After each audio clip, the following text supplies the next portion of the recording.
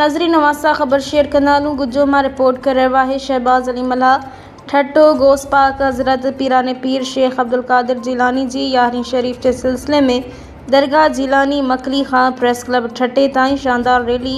दरगाह जिलानी जे गादी नशीन पीर मोहम्मद अली शाह जिलानी, पीर मंसूर शाह जिलानी, निसार शाह जिलानी, अली रज़ा शाह जिलानी जी अगवाणीअ में कढी वई, जंहिंमें रईस अब्दुल्ला जलबाणी, शबीर समूह वडेरो, बशीर बरफ़त समेत सवे मुरीद ऐं अक़ीदतमंदन शामिल हुआ।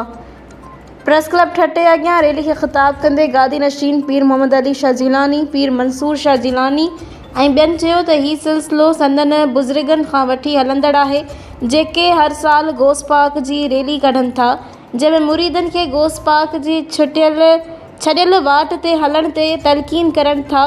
हिननि चयो त असां सभु असांजी आख़िरी नबी हज़रत मुहम्मद मुस्तफ़ा सल्लल्लाहु अलैहि वसल्लम जा उम्मती आहियूं ऐं गौसे आज़म दस्तगीर वलियुनि जो वली आहे, जंहिंजी सोबत में रहूं था। असांखे अल्लाह पाक उन्हनि जे नक्शे क़दम ते हलण जी तौफ़ीक़ अता फ़रमाए।